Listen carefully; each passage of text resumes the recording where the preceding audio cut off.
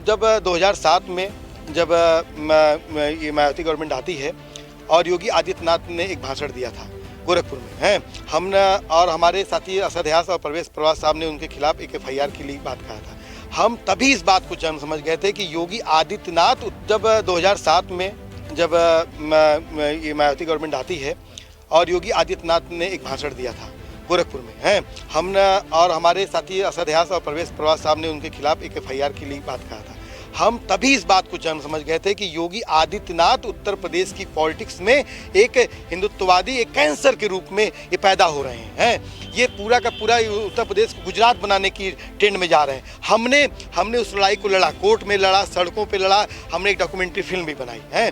लेकिन आज जो प्रदेश के हालात हुए हैं, आज इस प्रदेश के हालात के लिए अखिलेश यादव और मायावती भी उतने ही जिम्मेदार हैं। हमने एविडेंस दिए, योगी आदित्यनाथ की जो देशद्रोही गतिविधियां थी उसके खिलाफ एविडेंस दिए। इन्होंने दंगा बलवा हत्या तमाम जो इन्होंने करवाया उसके खिलाफ हम कोर्ट में गए। और आज अगर उत्तर प्रदेश में योगी आदित्यनाथ जैसा कोई मुख्यमंत्री है जो, तो इसके लिए मायावती और अखिलेश जिम्मेदार हैं। जिस तरह से इस देश में नरेंद्र मोदी प्रधानमंत्री है उसके लिए कांग्रेस जिम्मेदार है।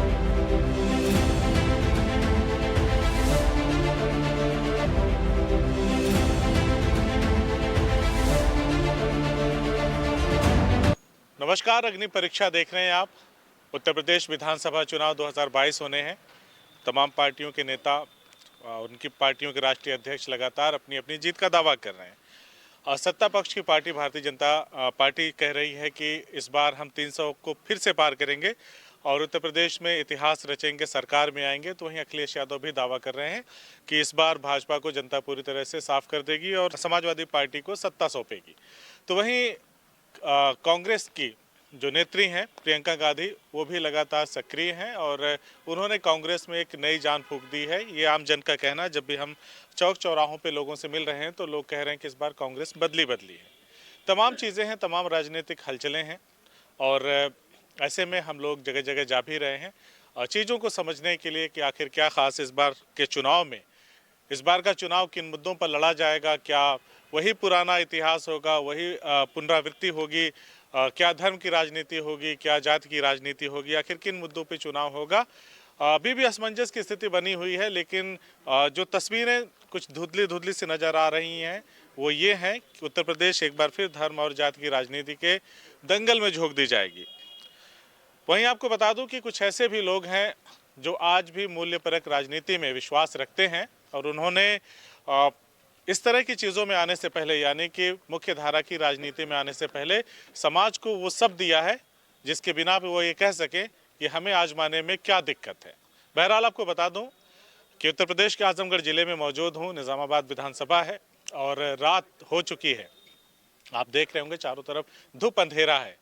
इस अंधेरे में एक रोशनी की उम्मीद हम सभी के जहन में है, हम सभी के मन में है, आम जनता के मन में है। कोई तो आएगा जो हमारे हालात पे, जो हमारे बिगड़े हुए हालात हैं उसको सुधारेगा, हमें इस दलदल से निकालेगा। तमाम चीज़ें हैं।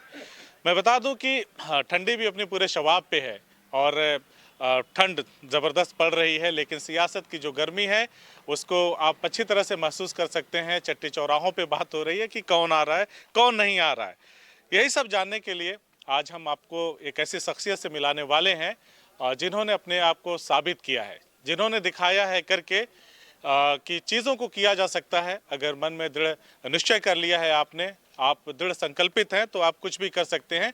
जो जनता से जुड़े हुए मुद्दे हैं उन पे काम करते हैं और बगैर किसी लाग लपेट के और बगैर किसी फ़ायदा नुकसान को देखे हुए।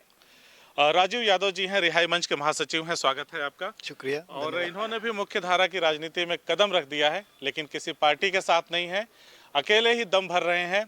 और क्यों भर रहे हैं, उसके पीछे की वजह क्या है, वो भी इनसे बातचीत करेंगे। लेकिन इन्होंने जो अपना पंपलेट बनवाया हुआ है उस पर जो एक शेर लिखा हुआ है, मैं पढ़ देता हूँ। मुझे नहीं पता किसका है, इन्हीं से जानेंगे, क्योंकि इस शेर की एक अलग ही तासीर है। लिखा है, क्या बलबले हैं दिल में रहबर न पूछ, क्या बलबले हैं दिल में रहबर न पूछ, है सामने पहाड़ ढहाने को जी करे।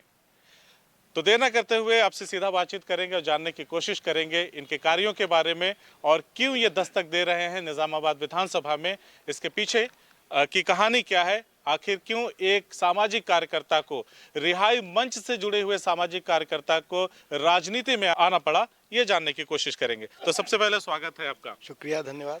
राजू भाई, पहले ये शेर जो आपने अपने पंपलेट पर छपवाया है, ये आप बता दीजिए किसका है और इसके पीछे की तासीर क्या है। देखिए, ये शेर जो है हमारे साथी का आदियोग जी हैं, वो लगातार अपने हम लोगों को जब बोलते हैं तमाम पब्लिक मीटिंगों में, तो ये शेर हमको बहुत ही प्रोत्साहित करता है, उत्साहित करता है कि माने कि जो पहाड़ है, जो हमारे सामने जैसे तमाम मुश्किलें थी, जैसे किसान आंदोलन है, इसके पहले नागरिकता आंदोलन है, इसके पहले दोपहर 2018 का जो दलित आंदोलन था, उसके पहले जो आतंकवाद के नाम पर तमाम निर्दोषों को पकड़ा जाता था, इनकाउंटर के नाम, ऐसे ऐसे जो पहाड़ थे उनको हमने ढाया है। और हमने हमारे दो अध्यक्ष रिहाई मंच के एडवोकेट मोहम्मद शोएब हैं, हमने उत्तर प्रदेश में इस बात को करके दिखाया कि 17 जो निर्दोष लड़के आतंकवाद के नाम पर कैद थे, उनको बेगुनाह कई सालों जेल में काटने के बाद उनको बेगुनाह साबित होकर के उनकी रिहाई करवाई है। तो हमने इस बात को लगातार सिर्फ और सिर्फ कहा नहीं है, बल्कि हमने जो जो चीज़ें कहीं और जो जो चीज़ें इस देश में कहा कि मुसलमानों को आतंकवाद के नाम पर फंसाया जाता है,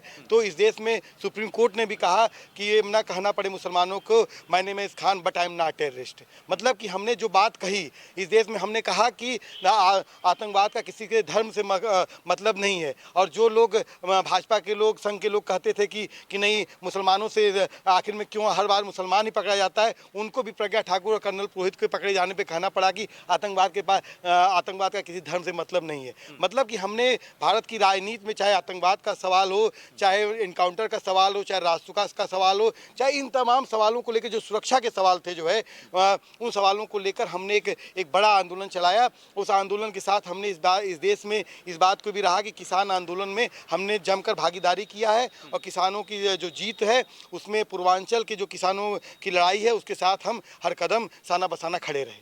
चलिए, और मेरा एक सवाल है, 17 सालों का लंबा संघर्ष और तमाम मूवमेंट में राजू यादव हिस्सा लेते हैं, अपने साथियों के साथ लड़ते हैं, तमाम दुश्वारियों का सामना करते हैं, बहुत सारे केसेस भी आप लोगों पे होते हैं, और इन सब के बीच तमाम लोगों को आप मौत के मुहाने से वापस लेके आते हैं और इल्ज़ाम ये लगता है कि ये मुसलमानों को प्रोटेक्ट करने वाला संगठन है। खैर, अपने अपने तरीके से लोगों के देखने का हमारे ऊपर तो CANRC में जब 19 और 20 तारीख को अशफाक बिस्मिल की शहादत पे हमने जब पूरे प्रदेश में ये कॉल को किया कि हम सिविल नाफरमानी करते हैं, इस कानून को नहीं मानेंगे, और उसमें जो पुलिसिया हिंसा हुई जिसमें 23 नौजवान शहीद हुए जो है, और योगी आदित्यनाथ ने बोला था कि बदले लेने की कार्रवाई को बोला था कि बदला लेंगे हैं, और उसमें हमको कहा गया कि ये सिमी का आउटफिट है, ये हमारे ऊपर PFI के साथ मिल करके प्रदेश में हिंसा भड़काने का आरोप लगाया गया। हमारे ऊपर ये कहा गया कि इनके ऊपर कार्रवाई की जाए, गृह मंत्रालय तक को लेटर लिखा गया।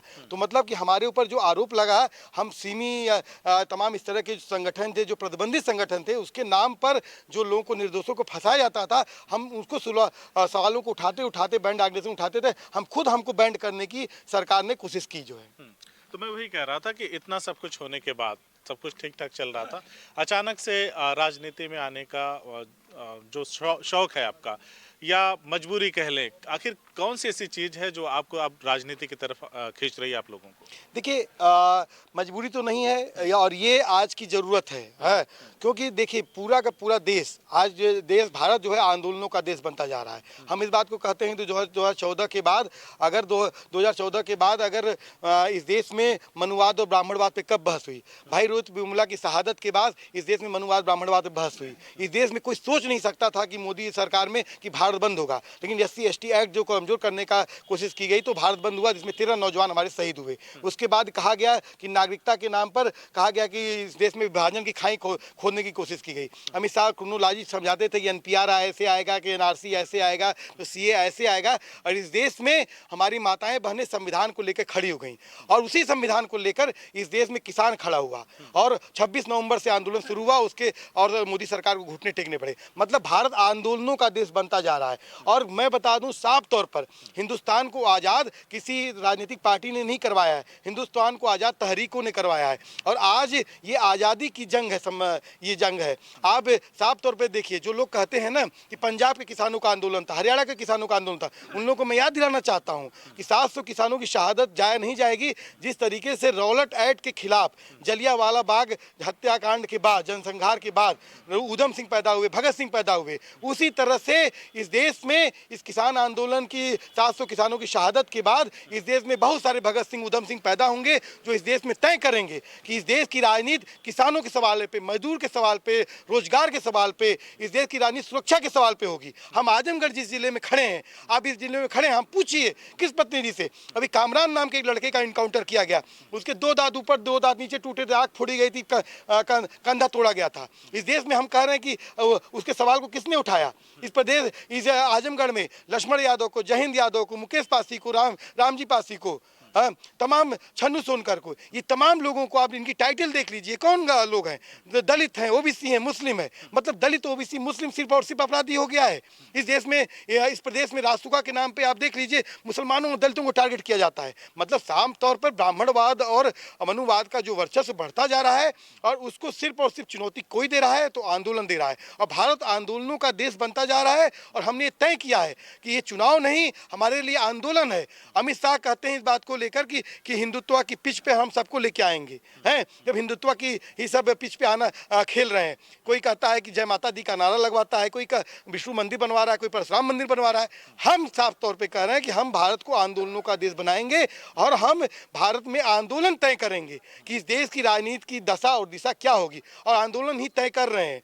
और इसका सबूत किसान आंदोलन है, इसका सबूत नागरिकता आंदोलन है, इसका सबूत दलित आंदोलन है। और यहाँ तक कि आदिवासियों को, 20 लाख आदिवासियों को इसी देश की सुप्रीम कोर्ट ने बोला कि जल जंगल जमीन छोड़ के चले जाएं, लेकिन जब आदिवासी इसी संसद को घेरा तो इस सरकार को पीछे हटना पड़ा। आप कह रहे हैं कि हम इस देश को, प्रदेश को आंदोलनों का देश और प्रदेश बना देंगे, लोगों को सोचने पे मजबूर कर देंगे। मैं ये जानना चाहता हूं कि राजीव यादव की बात को, या रिहाई मंच की बात को, या इनसे जुड़े हुए जो तमाम मूवमेंट के लोग हैं, उनकी बातों को लोग क्यों सुनेंगे जब उनको फ्री में राशन मिल रहा है, जब उन्हें फ्री में बिजली की बात कही जा रही है? मतलब लोग लुभावन वादे होते हैं, और उसके बाद खामियाजा चुनाव खत्म हो जाता है तो इसी जनता को भुगतना पड़ता है। तो आप समझाएंगे कैसे राजीव? देखिए, साफ तौर पे मैं बता रहा हूँ कि सत्ता पक्ष का जो आपने बताया, विपक्ष भी जो है उसको नहीं मालूम है कि राजनीति के एजेंडे क्या होते हैं। हम जा रहे हैं खेतों, हम किसानों के साथ जा रहे हैं, हम कह रहे हैं कि भाई आपकी खेत में जो 35 रुपए 40 रुपए की सरसों थी, वो जो बेचा, वो कैसे अडानी अंबानी के गोदाम में पहुंचते ही कैसे 80 रुपए की सरसों हो गई? हम पूछ रहे हैं इस सवाल को। कैसे जो 85 रुपए तेल था 200 रुपया हो गया? हम पूछ रहे हैं कि एमएसपी का सवाल। हम उससे कह रहे हैं कि कोरोना में जो मौतें हुई थी, इस प्रदेश का मुख्यमंत्री यही बोल रहे थे कि ऑक्सीजन की कमी नहीं है। हाँ, तो आखिर में मौतें कहाँ से हो रही थी? हम इन एजेंडों के साथ हम बात कर रहे हैं, हम सुरक्षा के एजेंडों की बात कर रहे हैं कि आखिर में आज भी मोदी जी बोल रहे थे, अमित शाह बोल रहे थे, लगातार बोलते हैं कि गुंडा राज खत्म।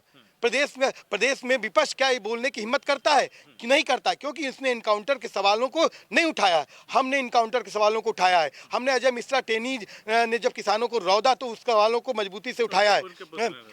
अजय मिश्रा टेनी नहीं, अजय मिश्रा टेनी ने कहा था कि हम किसानों को सबक सिखाएंगे, और उनके पुत्र ने रौदा जो है।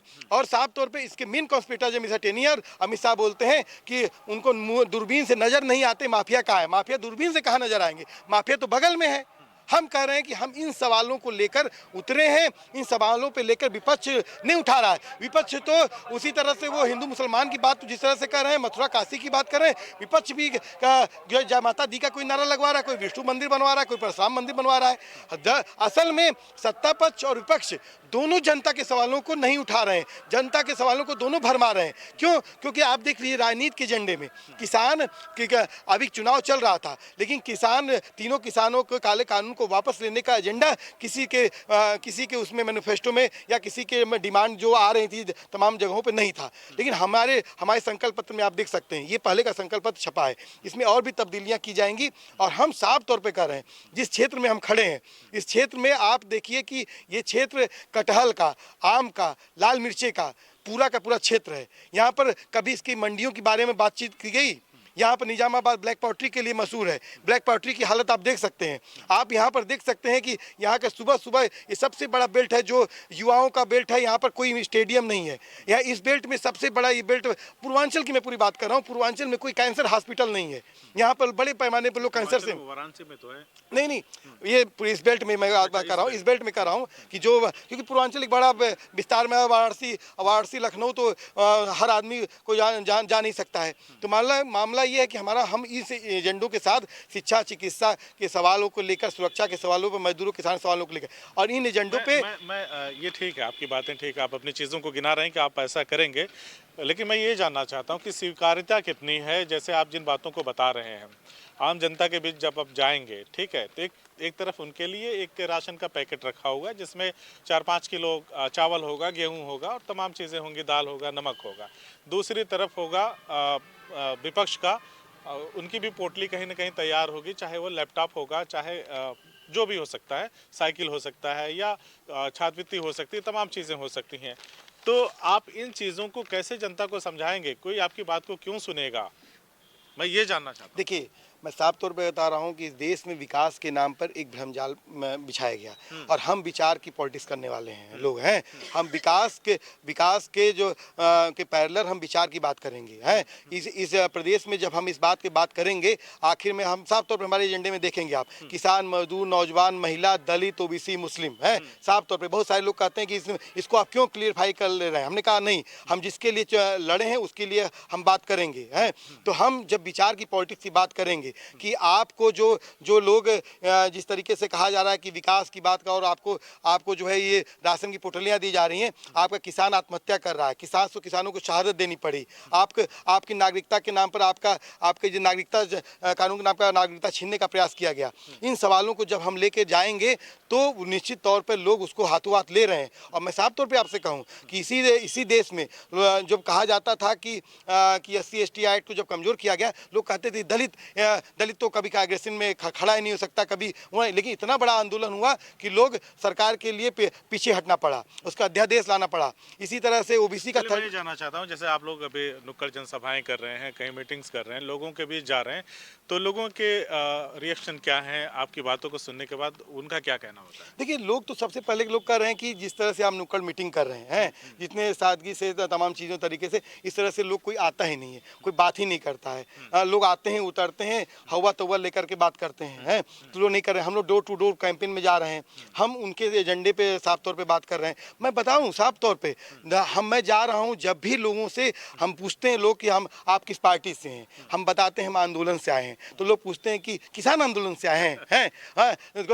कोई कहता है नागरिकता आंदोलन से आए हैं। अच्छा, आप तो घंटा घर वाले आंदोलन में दिखे थे, आप तो फला जगह लाठी खाते हुए दिखे थे। मतलब कि आंदोलनों की इस देश में पहचान है। ये गांधी का देश है, ये भगत सिंह का देश है, ये गोडसे का देश नहीं है, ये अंबेडकर का देश है। और मैं बता दूं कि आप देख लीजिए कि अंबेडकर बाबा साहब भीमराव अंबेडकर की जो स्वीकार्यता है, आप इस समय देश देखिए कितनी बढ़ी है। पहले लोग कहते थे कि सिर्फ और सिर्फ दलितों से जोड़ते थे संविधान को, लेकिन आज हिंदुस्तान में महिलाएं भी लेके खड़ी हुई संविधान को। नागरिकता के जब हमला हुआ इस देश में, किसान भी संविधान दिवस के दिन 26 नवंबर से अपने आंदोलन को शुरू किया। तो उसी कॉन्स्टिट्यूशन को बचाने की लड़ाई जब हम बता रहे हैं, तो वो एक विचार है जो विकास के नाम के जो भ्रमजाल है उसको तोड़ेगा।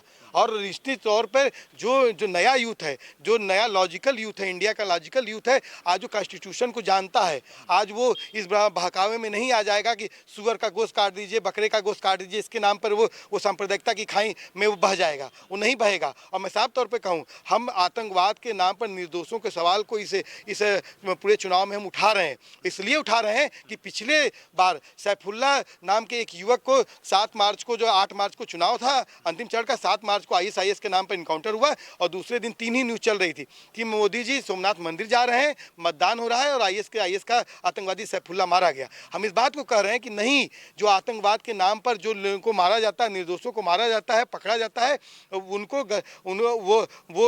उनके साथ अन्याय किया जाता है। और ये जो चुनाव के लिए एक पूरी कम्युनिटी को आप बलि का बकरा बना दिए हैं। और हमारे चुनाव में मैं बताऊं, हमारे चुनाव में जो लोग पूछते हैं कि ये कौन आए हैं, आज जैसे संदीप पांडे जी थे, मैक्सिसे के सम्मानित थे। हमारे चुनाव में जो उत्पीड़ित लोग हैं, जो इनकाउंटर में जो फैमिलीज मारी गई हैं, जो लोग जेलों में सड़ाए गए हैं, पकड़े गए हैं, उनके फैमिलीज के लोग आएंगे। रास्ता में जो लगाए गए गैंगस्टर लगा, हमने जिसके लिए लड़ाई लड़ी है वो हमारे स्टार प्रचारक होंगे। कोई हमारे लिए हीरो हीरोइन हमारे स्टार प्रचारक नहीं होगा। मैं जानना चाहता हूँ रिहाई मंच का या राजीव यादव का ये कदम सिर्फ निजामाबाद विधानसभा के लिए है या अन्य जगहों पे भी आप अपने लोगों को इसी तरह वाया मूवमेंट राजनीति की मुख्य धारा में लाने में लगे हैं? देखिए, हमारी पूरी कोशिश है, लगातार कोशिश है। एक बलिया में राघवेंद्र राम साथी हैं, वो रसड़ा में जब सिया आंदोलन चल रहा था तो उस समय चलाए। वहाँ पर गाय के नाम पर 2 लड़कों को जो है बाल छील दिया गया, दलित लड़कों को जो है, और मैं गाय चोर उनको तख्ती बांट के घुमाया गया। वो वहाँ पर क्या कहते हैं चुनाव लड़ेंगे। योगी राज पटेल भाई सेवापुरी से तालाब का एरिया है, वहाँ से चुनाव लड़ेंगे। इस तरह से जगह जगह से मूवमेंट के लोग आ रहे हैं। और हमारा बहुत साफ तौर पर सवाल है, जैसे पूर्वांचल के लेकर किसान, मजदूर, बुनकर, यहाँ पर बुनकरों का भी बड़ा एजेंडा है। किसान जिस तरह से पेट भरता है उसी तरह से बुनकर जो है कपड़ा सिलता है, और ये दोनों ऐसी चीज़ें हैं जिसके बगैर इंसान नहीं रह सकता है। अगर आपको अन्न नहीं मिलेगा तो आप जिंदा नहीं रह सकते हैं, और कपड़ा नहीं मिलेगा तो आज ये देख सकते हैं प्रदेश में कि 38 लाख मजदूरों का पलायन 31 जिले में पूर्वांचल में हुआ है। ये मैं नहीं कर रहा, योगी जी का आंकड़ा कह रहा है। और कहा जा रहा है कि, और मेरा तो आंकड़ा कहता है कि 1.25 करोड़ 1.5 करोड़ लोगों का कोरोना में पलायन हुआ। और पूर्वांचल विकास निधि का गठन 93 में हुआ था। कहाँ है पूर्वांचल विकास निधि? योगी जी के आने के बाद पूर्वांचल विकास आयोग का गठन हुआ था। कहाँ पर है पूर्वांचल विकास आयोग? हमारे गिरमिटिया मजदूरों की हम औलादे हैं। हमारे महिलाओं के साथ एक दौर में शोषण किया गया, और आज पलायन, जब कोरोना की महामारी हुई तो हमारी जो बहन बेटियों को सड़क पर बच्चा पैदा करने पर मजबूर होना पड़ा। हम इन एजेंडों को लेकर जा रहे हैं। हमने जो है एक पूरा कोरोना काल में इस एरिया में जो मजदूर फंसे थे, जगह जगह पर फंसे थे, उनको लाने से ले जाकर, उनके राशन से लेकर, उनको तमाम सहयोग से लेकर संवाद की स्थिति में गए। और जो आपने कहा ना, सिर्फ सहयोग के साथ हमने संवाद भी किया। और संवाद मतलब विचार होता है। विकास की जो भ्रमजाल को सिर्फ और सिर्फ काट सकता है तो विचार काट सकता है। और विचार साफ तौर पर वो हिंदुत्व के खिलाफ विचार होगा, वो मनुवाद और ब्राह्मणवाद के खिलाफ विचार होगा। और वही जो नया भारत का जो लॉजिकल यूथ है, उस विचार को वो हमारे स्वीकार रहा है। और आज किसान भी एक दौर में उसको याद आ रहा है कि यार पहली बार इस देश की राजनीति में चुनाव के एजेंडे में किसान आ रहा है। एक चीज़ जानना चाहता हूँ आपसे, बहुत कम शब्दों में चाहूँगा आप उस पर अपना बयान दें। धर्म वाला जो ये कार्ड खेला जा रहा है ना, धर्म और जाति वाला, तो क्या इसको तोड़ पाने में सफल होंगे? निश्चित तौर पर हम तोड़ पाने में सफल होंगे। इसी देश में लोग कहते थे कि किसान की कोई आइडेंटिटी नहीं है, जाति और धर्म में बटा है। इसी देश में इतना बड़ा किसान आंदोलन, ऐतिहासिक किसान आंदोलन, दुनिया का बड़ा किसान आंदोलन हुआ, और किसी विलायत में नहीं हुआ, आपके हिंदुस्तान में हुआ किसान आंदोलन। उसमें विभिन्न जातियों धर्मों के लोग एक साथ खड़े हुए हैं। कोई सर पे साफा बांधकर खाना खाता है, कोई बिना साफा बांधे के खाना खाता है। किसी का धर्म मजहब कुछ है, किसी का धर्म मजहब कुछ है, लेकिन सब लोग एकजुट हुए। क्यों? क्योंकि हमारे यहाँ की जो एकजुटता है, जो साझी संस्कृति, शहादत, साझी विरासत की एकजुटता है, वो बहुत मजबूत है। और हमारे देश में लोगों ने जो नागरिकता आंदोलन है, उसको भी जिस तरीके से मुसलमानों का आंदोलन बना दिया गया। याद करिए कि उत्तर प्रदेश में जो नागरिकता आंदोलन की शुरुआत 19 तारीख को हुई थी। 19 तारीख को कोई जुम्मा नहीं था। 19 तारीख को अशफाक और बिस्मिल की शहादत का दिवस था। 19 तारीख को काकोरी दिवस था। तो हम साझी शहादत, साझी विरासत की परंपरा को लेकर आगे बढ़ रहे हैं। और निश्चित तौर पर हम जब उस बात को कह रहे हैं तो लोग सुन रहे हैं, और लोग इस बात को साथ हमारे साथ खड़े हैं। और इस देश में एक जो आगामी चुनाव है, वो जब तक आंदोलन में तब्दील नहीं होगा तब तक फांसीवाद से मुकाबला हम नहीं कर सकते। 17 साल से आप रिहाई मंच के लिए काम कर रहे हैं, सामाजिक सरोकारों से जुड़े हुए मुद्दों पे आप काम कर रहे हैं, यानी 3 सरकारों का कार्यकाल आपने पूरा देखा। योगी आदित्यनाथ की सरकार 5 साल पूरा करने जा रही है, अखिलेश यादव पूरा कर चुके हैं 12 से 17 का, और 2007 से 12 तक का मायावती का। इन तीनों चीज़ों को देखने का नज़रिया क्या है आपका, और ऐसी क्या ज़रूरत आन पड़ी कि अब आप लोग मुख्य धारा की राजनीति में? देखिए, हम जब 2007 में जब ये मायावती गवर्नमेंट आती है, और योगी आदित्यनाथ ने एक भाषण दिया था, गोरखपुर में हैं। हम और हमारे साथी असदयास और प्रवेश प्रवास साहब ने उनके खिलाफ एक FIR के लिए बात कहा था। हम तभी इस बात को जन्म समझ गए थे कि योगी आदित्यनाथ उत्तर प्रदेश की पॉलिटिक्स में एक हिंदुत्ववादी, एक कैंसर के रूप में ये पैदा हो रहे हैं। ये पूरा का पूरा उत्तर प्रदेश को गुजरात बनाने की ट्रेंड में जा रहे हैं। हमने उस लड़ाई को लड़ा, कोर्ट में लड़ा, सड़कों पे लड़ा, हमने एक डॉक्यूमेंट्री फिल्म भी बनाई है। लेकिन आज जो प्रदेश के हालात हुए हैं, आज इस प्रदेश के हालात के लिए अखिलेश यादव और मायावती भी उतने ही जिम्मेदार हैं। हमने एविडेंस दिए, योगी आदित्यनाथ की जो देशद्रोही गतिविधियां थी उसके खिलाफ एविडेंस दिए। इन्होंने दंगा, बलवा, हत्या तमाम जो इन्होंने करवाया उसके खिलाफ हम कोर्ट में गए। और आज अगर उत्तर प्रदेश में योगी आदित्यनाथ जैसा कोई मुख्यमंत्री है जो, तो इसके लिए मायावती और अखिलेश जिम्मेदार हैं। जिस तरह से इस देश में नरेंद्र मोदी प्रधानमंत्री है, उसके लिए कांग्रेस जिम्मेदार है। किस तरह अगर गुजरात जनसंहारों की अगर सही से जांच हुई होती, उसमें न्याय होता, इंसाफ होता, तो ये गुजरात मॉडल पूरे उत्तर प्रदेश में मॉडल नहीं बनता। आज इस तरह जहां सादिक जमाल मेहतर के नाम पर गुजरात मॉडल बनाया गया था ना, आज उत्तर प्रदेश में देखिए कि 8,500 से ज़्यादा इनकाउंटर हो गए हैं। 150 से ज़्यादा लोगों को जो है जान से मारा दिया गया। 250 से ज़्यादा लोगों को पैरों को इंजर्ड किया गया है। इसी मॉडल को, इसके मॉडल के जिम्मेदार कौन है? इस मॉडल के जिम्मेदार ये है, वो लोग हैं जिन्होंने मोदी को, योगी को बचाया। और मैं साफ तौर पे कहूँ कि सबसे बड़ा सवाल जो रिहाई मंच की पैदाइश होती है, हम जैसे लोगों की हम लोग आते हैं, वो किसके दौर में हुए? आजमगढ़ को हम क्यों पैदा होते हैं, हम क्यों सवालों को उठाते हैं? आज हमको 2008 का वो बाटला हाउस का दौर याद है, जब हम कहीं जाते थे और लाइन पर हटा दिया जाता था, कहा जाता था कि होटल में कि खड़े हो जाइए, आप आजमगढ़ के हैं। हमने उसको झेला है। और वो कौन दौर था? वो मायावती का दौर था, वो कांग्रेस का दौर था। और जिस समय हमारे मासूमों को गोलियों से छलनी किया गया था, उसके बाद मुजफ्फरनगर दंगे से लेकर कासगंज से में कलवा भूरा को मारा गया, वो कौन दौर था? वो अखिलेश यादव का दौर था। निश्चित रूप से इन लोगों ने सांप्रदायिकता के खिलाफ नहीं लड़ा। और इसीलिए मैं साफ तौर पे कह रहा हूँ, जो लोग सोचते हैं, कहते हैं कि मुसलमानों के सवालों को मत उठाइए।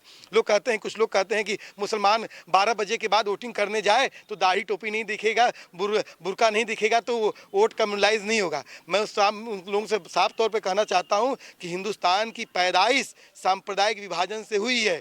जब तक इस कैंसर को, इस नासूर को हम खत्म नहीं कर देंगे, इस सांप्रदायिकता को खत्म नहीं कर देते हैं, तब तक हम जो है इस देश में कोई नई स्थितियों को नहीं बना सकते हैं।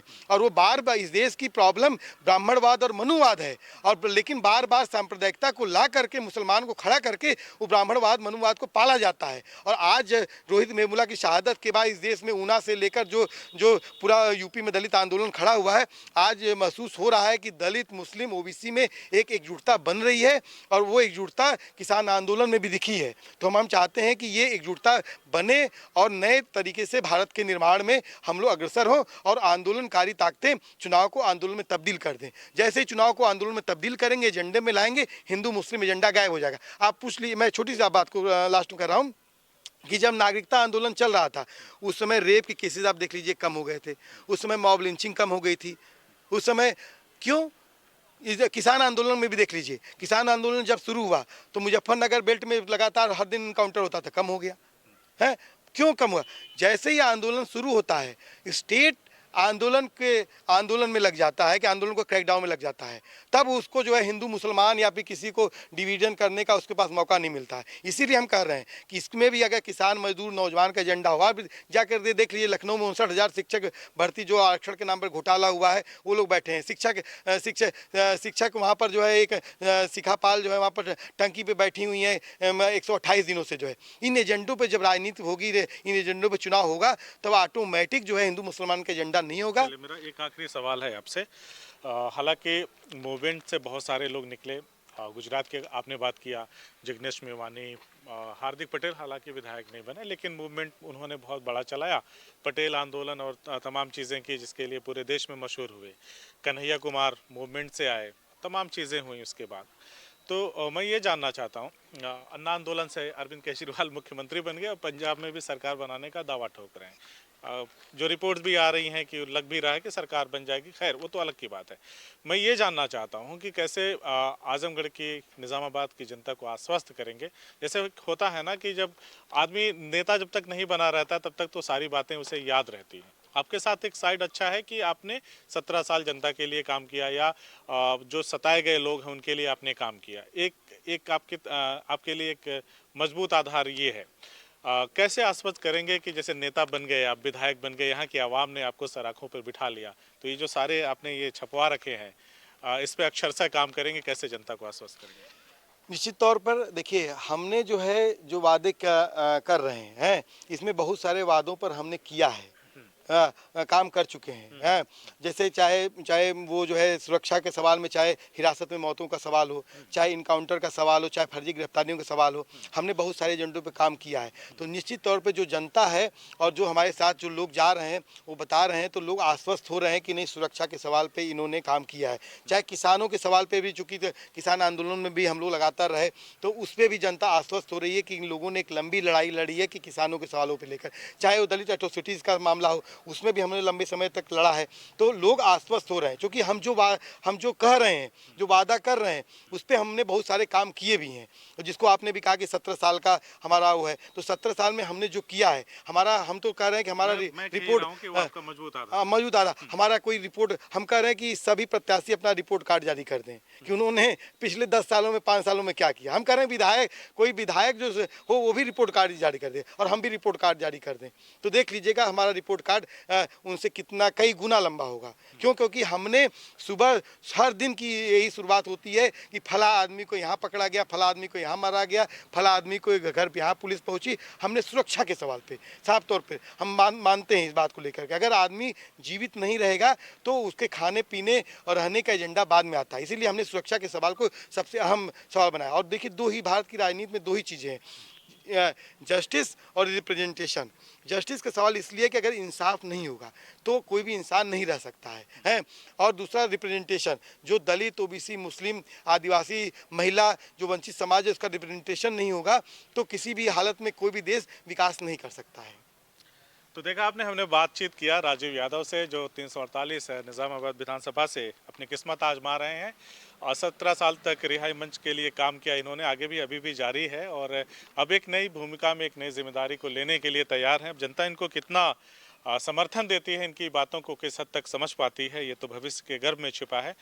लेकिन आपको बता दूं कि राजीव यादव एक ऐसी शख्सियत जिसको एक इंटरव्यू में समेट पाना, एक पन्ने में समेट पाना, एक किताब में समेट पाना बहुत ही मुश्किल काम है। तो इनसे बातचीत का सिलसिला जारी रहेगा, जहां भी मिलेंगे चट्टे चौराहे पे जनता के मुद्दों की बात करेंगे, इनके किए गए कामों की बात करेंगे, और ये आगे क्या क्या कर रहे हैं, किस तरह से जनता को अपनी बातों को समझा रहे हैं, उस पर भी बात करेंगे। बहरहाल राजीव, हमसे बातचीत करने के लिए आपको बहुत बहुत शुक्रिया। शुक्रिया, धन्यवाद।